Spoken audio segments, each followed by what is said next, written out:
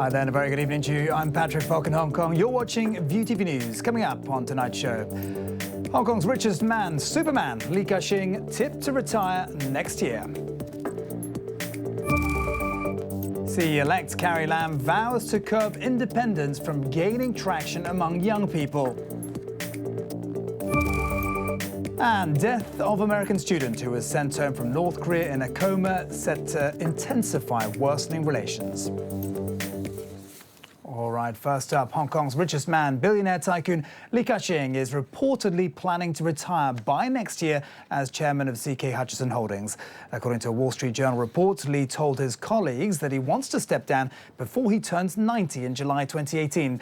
He'll remain as senior advisor while letting his son and deputy chairman Victor Li take over as chairman.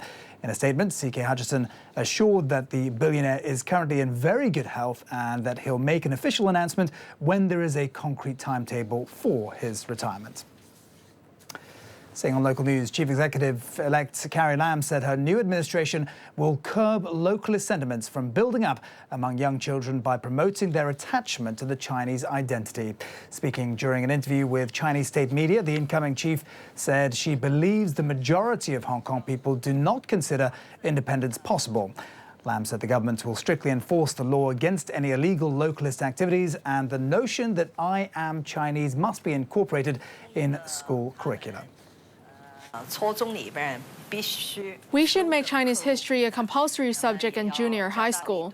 We also have to do more to expose children to Chinese culture, say in their extracurricular activities and work, so that young people in Hong Kong would know more about the country's latest developments. News elsewhere, and the death of American student Otto Warmbier, who was sent home from North Korea in a coma, is set to worsen already tense relations with US President Donald Trump, denouncing Pyongyang as a brutal regime. And as Samantha Vardas reports, South Korea is speaking out over concerns for those still detained there.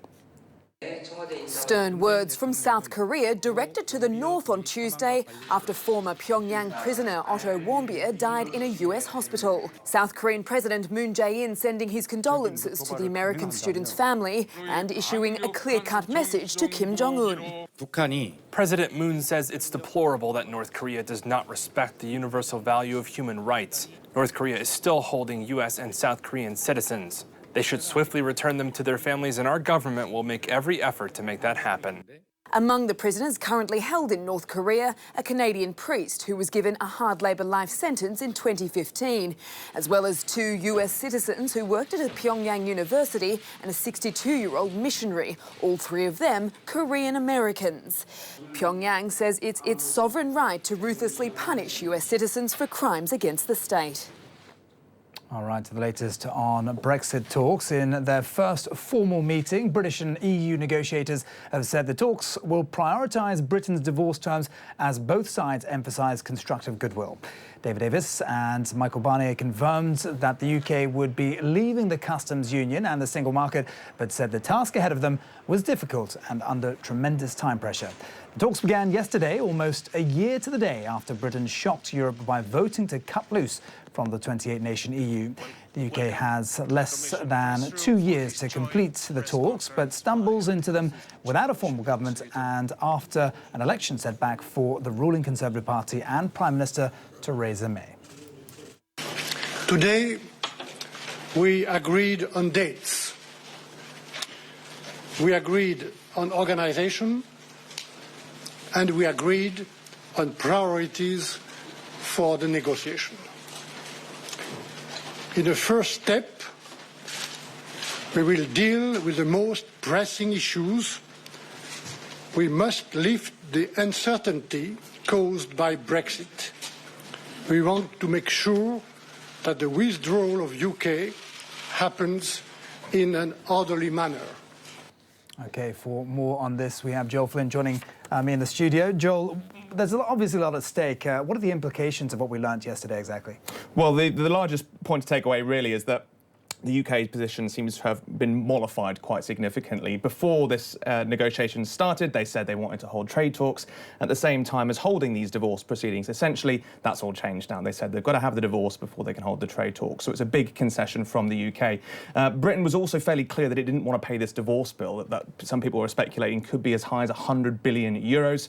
That now looks likely to happen as well. So it really looks like Britain's negotiating position has changed on this.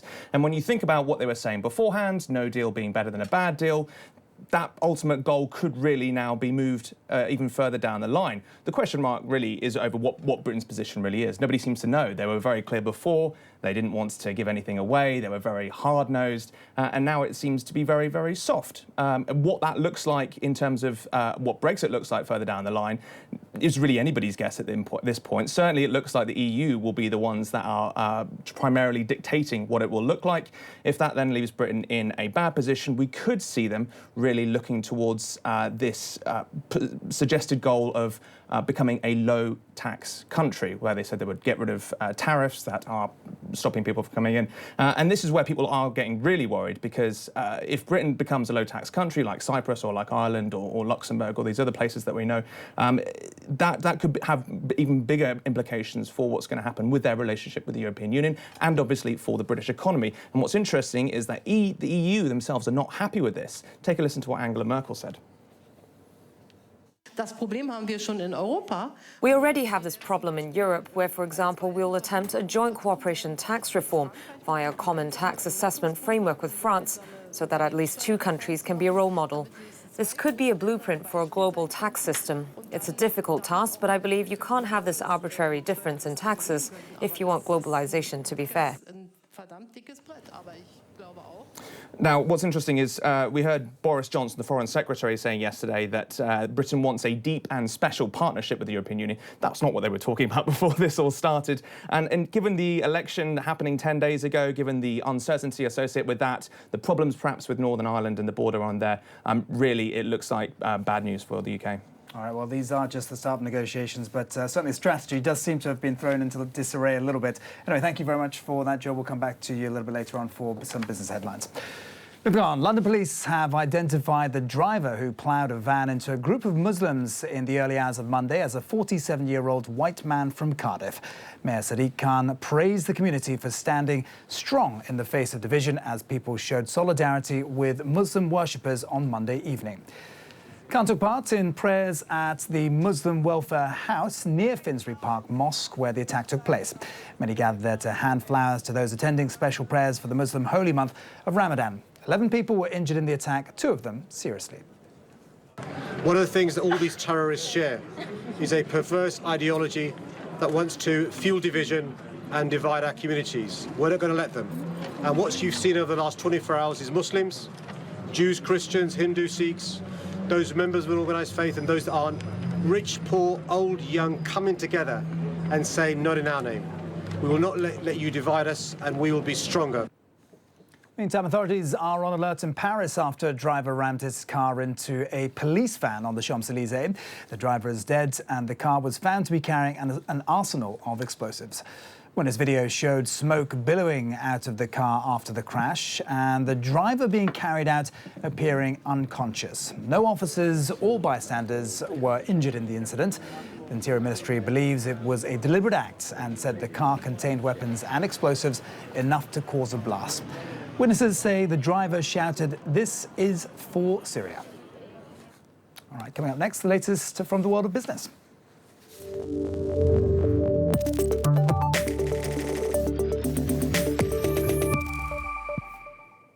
Thanks, Patrick. Not a great day for stocks here in Hong Kong. The Hang Seng down around 0.3%, finishing at 25,843 points. A lot of investors holding back while they waited for news on whether MSCI would be adding Chinese shares to its listing. Real estate and energy companies also losing ground, while tech stocks were the only bright spot on an otherwise bad day for shares. Well, as I mentioned, one of the big moves we saw overnight was a correction in the tech sector. That came on the same day Donald Trump met with the bosses of some of America's biggest tech firms. The likes of Apple boss Tim Cook, Microsoft CEO Satya Nadella and Amazon's Jeff Bezos were at the White House to discuss overhauling US government technology. Analysts obviously watching how these people are influencing the president as he seeks to shrink government and reduce the number of federal employees and eliminate regulations. Some aren't just looking, though, at the next 4 years. I think it would be impossible to overstate this, is that the United States needs to, in every way, at every level, be working on machine learning and artificial intelligence. And that can be used in every part of government to improve the services that government provides to citizens. Online market giant Amazon's shock announcement last week that it's purchasing Whole Foods caught the retail world off guard. Its ambitions to move into brick and mortar is surely ruffling feathers of some of its major competitors, not least Walmart. But America's biggest employer has some plans of its own, as Fred Katayama reports. With the purchase of Whole Foods, Amazon is aiming at the heart of Walmart, the grocery business. For starters, analysts say Amazon will most likely lower Whole Foods' notoriously high prices. It'll also use Whole Foods' 466 stores to learn how to compete with Walmart's 4,700 locations. But Walmart may be ready. It has cut prices, improved fresh food and meat offerings, modernized its grocery aisles, and expanded its online grocery pickup service. It also ventured into Amazon's territory when it bought online retailer Jet.com last year.